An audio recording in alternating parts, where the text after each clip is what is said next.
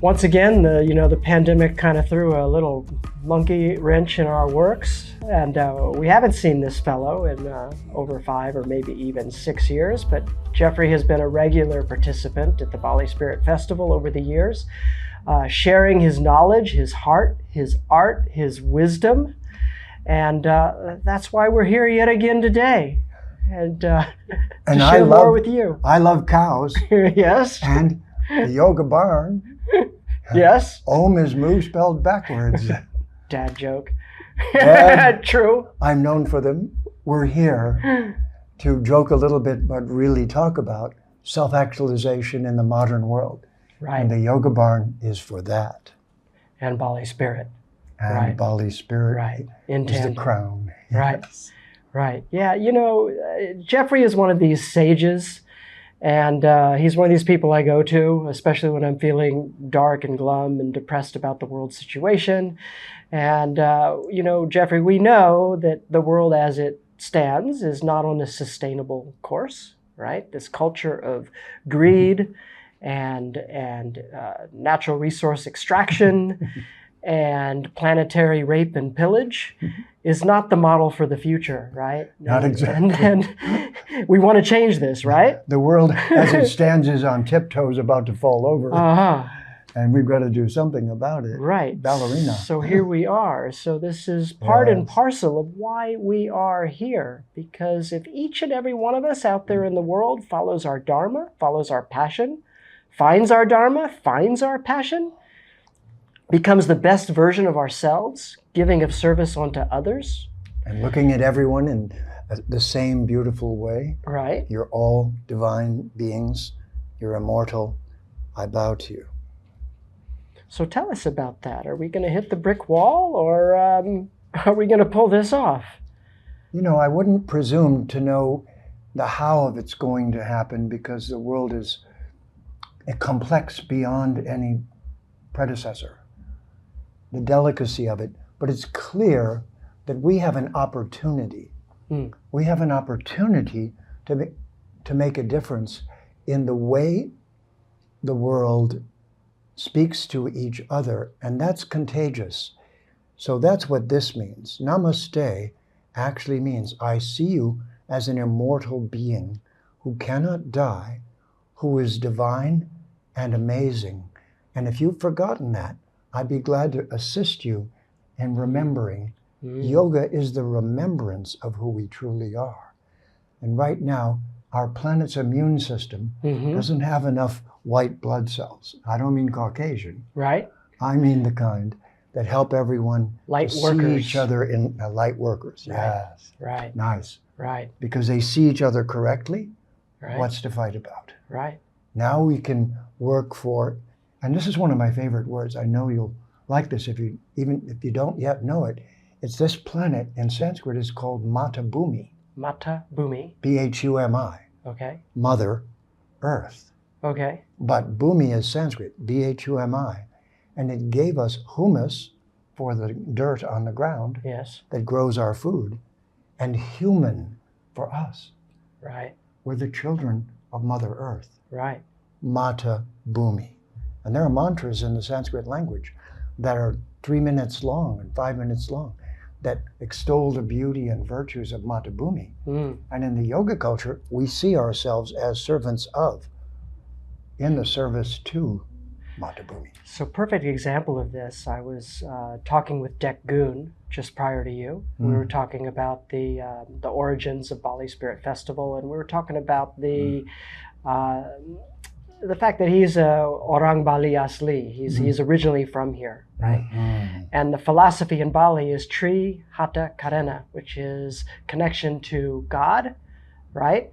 Connection in service to humanity, and connection and respect for all nature, right? And so this is what you're saying is just coming at this from a different perspective. That's all. And that is the Veda. It is the Sanskrit language allows us to see a worldview that won't be sustainable unless we see it. Right.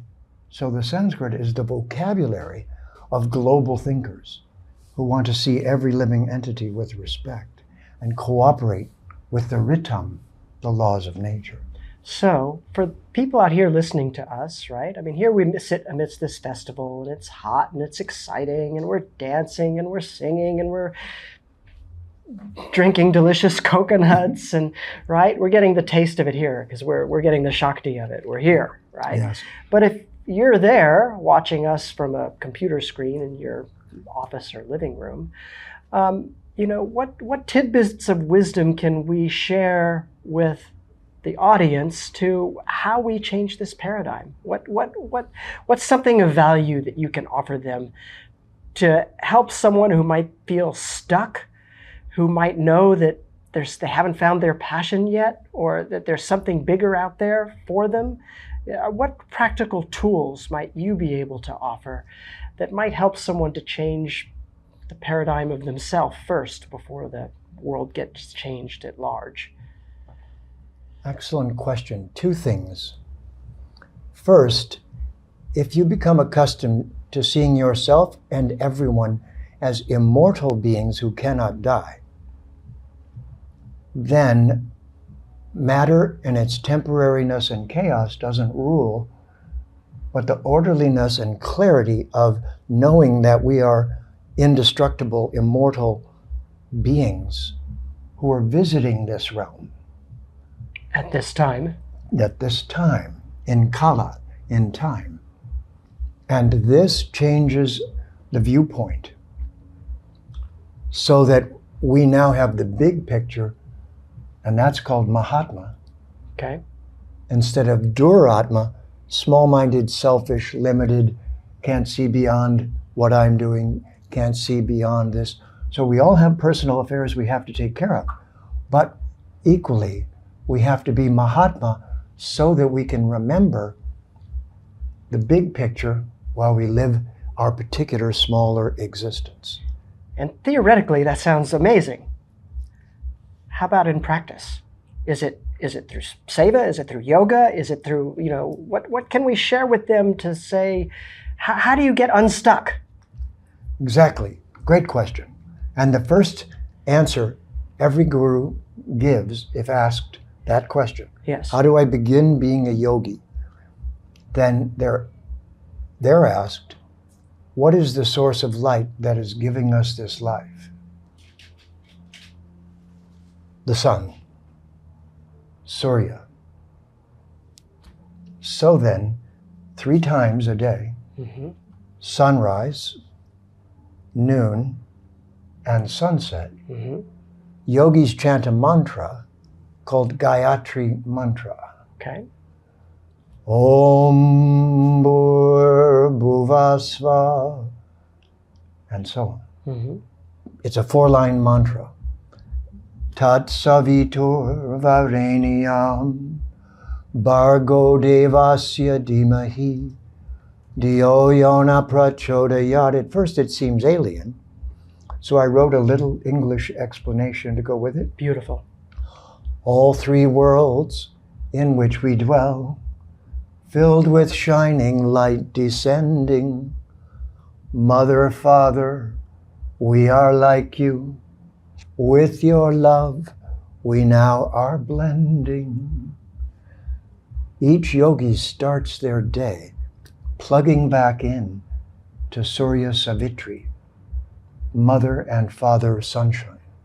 You remember the old song, you are my sunshine, my only sunshine. Sunshine, that is to say, the luminous realm of Brahman, the original realm, shining into our dark world through the window of Surya and Savitri. Surya is the intense light of the sun. His Shakti, Savitri, is the sun as it reaches us and gives us life. So all yogis have that in common, and that helps them see each other with that level of respect and see the Atma shining inside. And this unifies the entire yogic community, and anyone can join. You said 3 worlds. What are the 3 worlds? Yes. Satyaloka, okay, or Devaloka, Svargaloka, Bhuva Sva. Below where we live, there's a loka. Okay. Where we live, there's a loka. And above where we live, there's a loka. So it means a population lives on the human level, bhuva, bhu, below, bhuva, sva. There are controllers in nature called devas and devis. And then there's the human plane where we aspire to grow and develop and self-actualize, and we also get the opportunity to live here and have this experience because we're not from here, right, but we're getting to live here. And then below that is the lower realm, because karma means any of the different births you could take in that entire universe, you take for a very long time. The Veda says there are 8,400,000 different species of life. 8 million are human, 4 million are human, and 8 million are all the other species. Before we've been going to school for a while. Before we became human, we were everything. Every insect, every microbe, every independent, autonomous creature that lives in the realm of matter, we experienced that. So holding that big picture, the person is called Mahatma.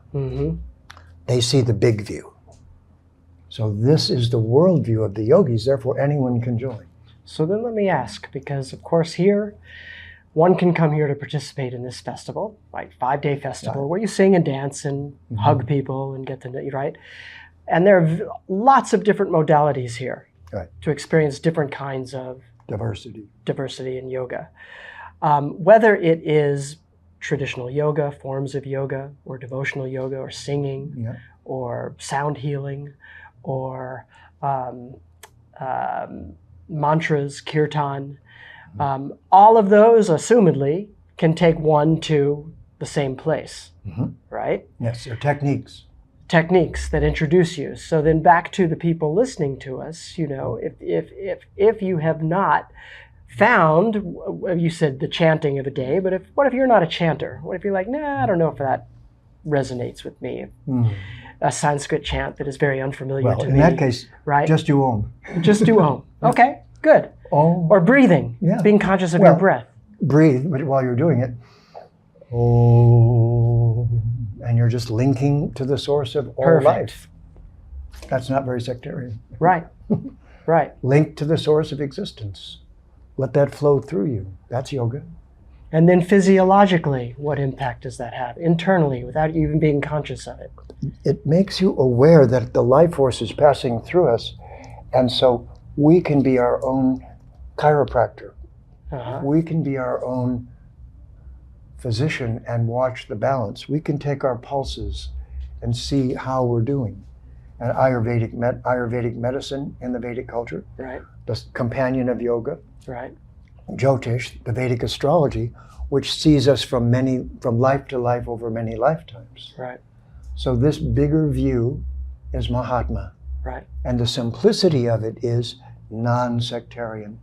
Everyone's welcome, anyone can join, and no one will tell you what you have to do. If you know Om and you connect to the source, have a nice day. And then in doing that, what advice might you have for, okay, I do that now daily. Now I'm oming every day. I'm connecting to a source bigger than me. How do I then transition to finding what it is that gives me inspiration? I don't know. I don't know yet. What do I do? What do I do with this one precious life, in this lifetime, at least I should say, that I have to give? A good metaphor for this would be, you have an amazing computer, but it doesn't come with a user's manual. That's going to be a lot of trouble. It's hard to figure out. So if you think of being human as a complex instrument, this body, that we can do amazing things with, if we only have a user's manual, then the user's manual is critical.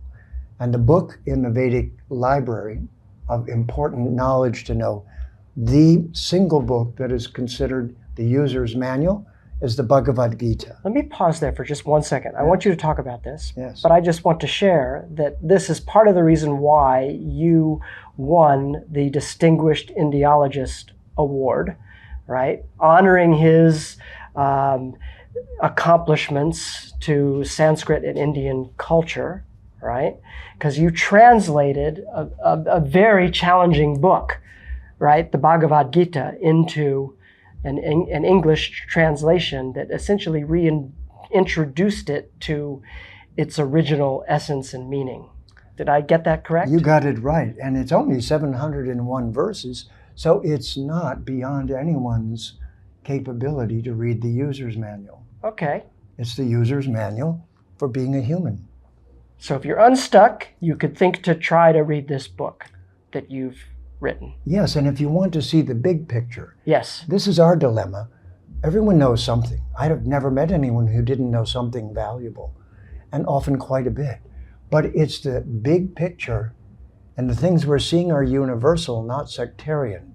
You don't join it, you've already joined it, you're in it. Then it doesn't tell you what to do. It gives you names for the place and names for what you could do. And that is a user's manual rather than a what you must do book. And it's so important to know that the Vedic culture, and specifically the Gita, are not telling you what to do, are giving you the correct perspective so you can decide what to do. Because it has to come in from here. It doesn't get forced upon you. Ever. But you have to do the work, right? The self-inquiry work, right? To find out what that is. Yes, and tell me what you get that's worth having that didn't require some work. Right. So this work leads us to something called moksha, which is freedom.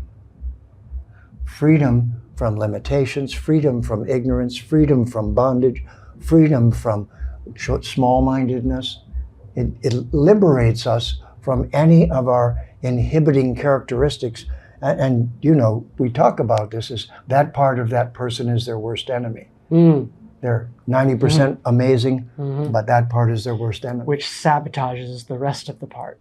And makes it no fun to be around. Right. Because they're undoing themselves with that.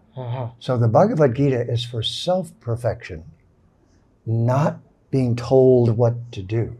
It's not a religion.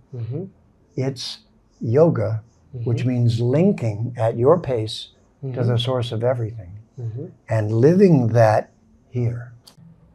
Jeffrey, as we're talking about people, you know, finding their passion, finding their path, finding their Dharma, I'd like to backtrack a bit to you because you have an interesting life story as well. Similar to me, you were working in Silicon Valley in the corporate world. And I believe that you reached a point where you had all those trappings of success and found yourself perhaps knowing that you weren't replenishing your tank and there was something more in the world for you to be giving. Can you talk a bit about that transition and how you became? I mean, he is truly one of the foremost Vedic astrologers, bar none, in the world. I think that's safe to say.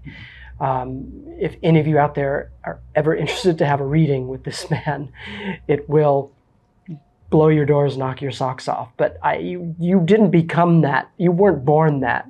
So can you kind of walk through your upbringing and education and corporate training into the teacher that you are now?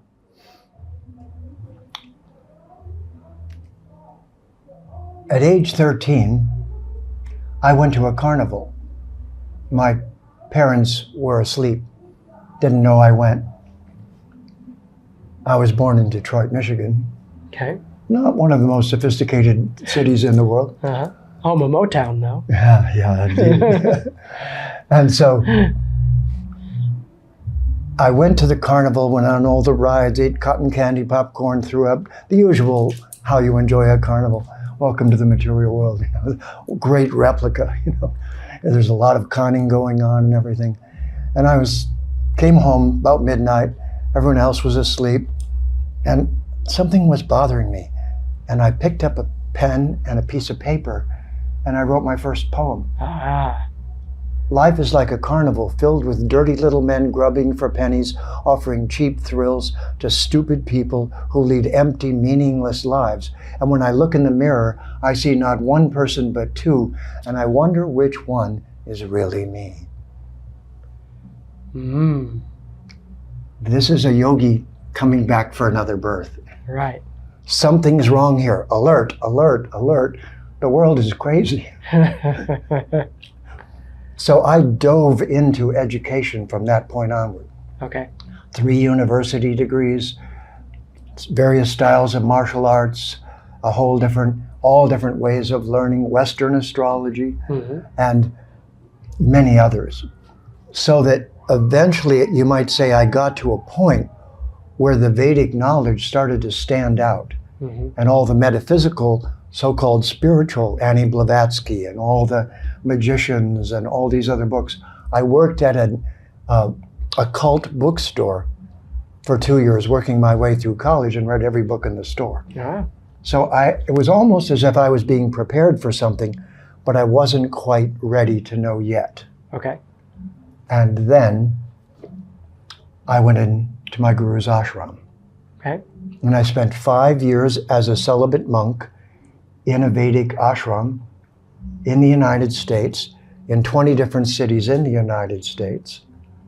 And I assisted my guru in translating the Bhagavad Purana into English, because my English was better than his. Okay, so your guru was Indian.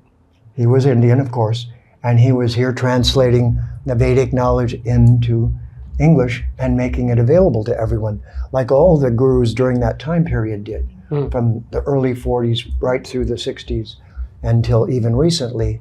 Their English is not very great, but as a personage, they're amazing, and they use whatever language they can.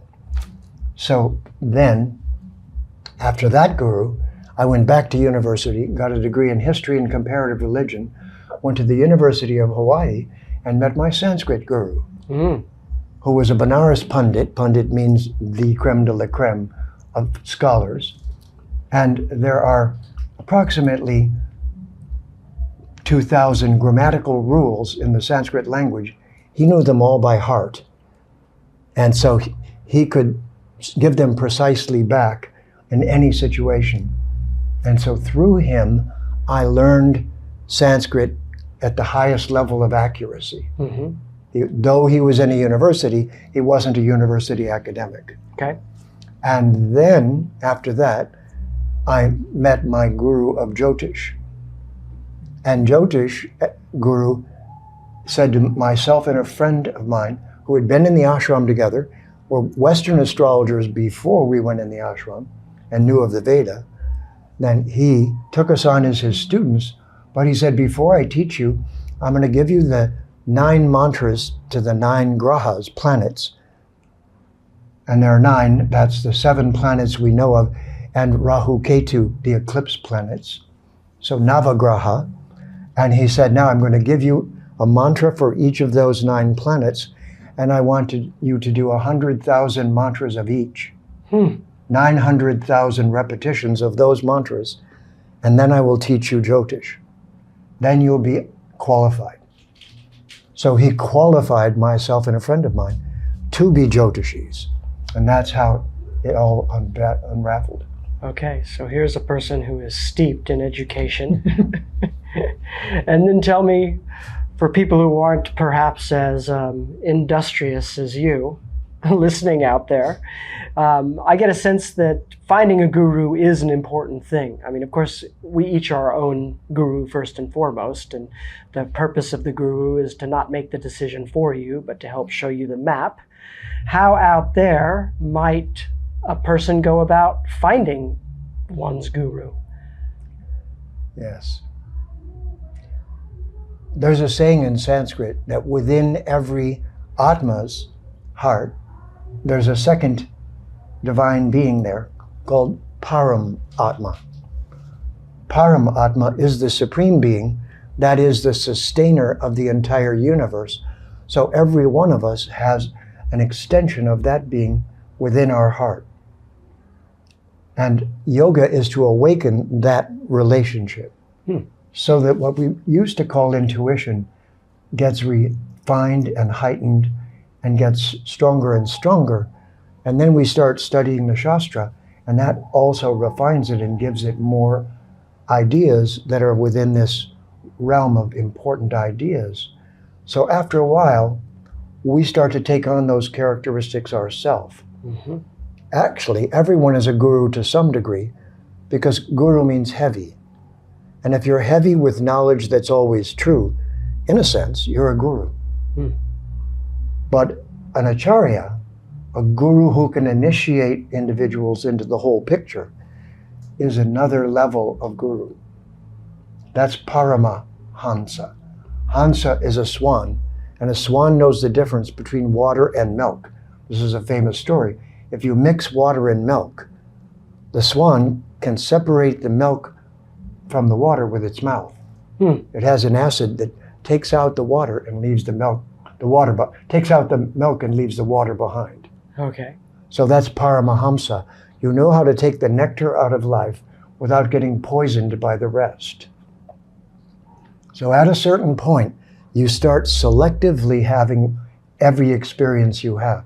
You don't go get drunk. You don't go with people that are not even serious about life. You don't go and hang out with the wrong people.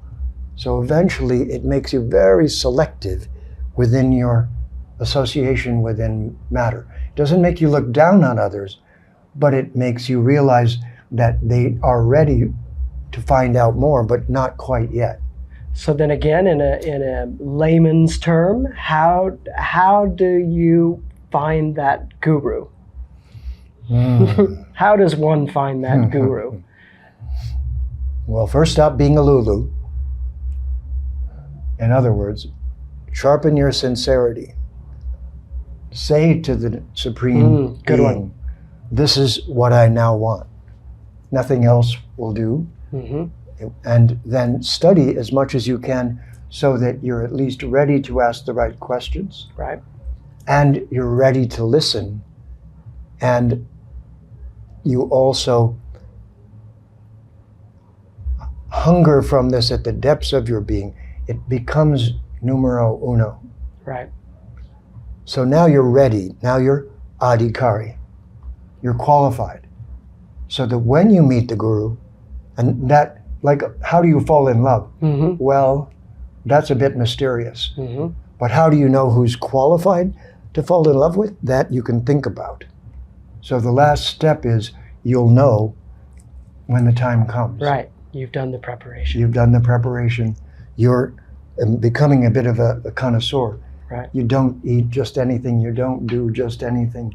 So it narrows the field, and you're able to see who's on the field, and your judgment of what's going on and who's saying what. Right. So you listen more carefully, and then you ask questions.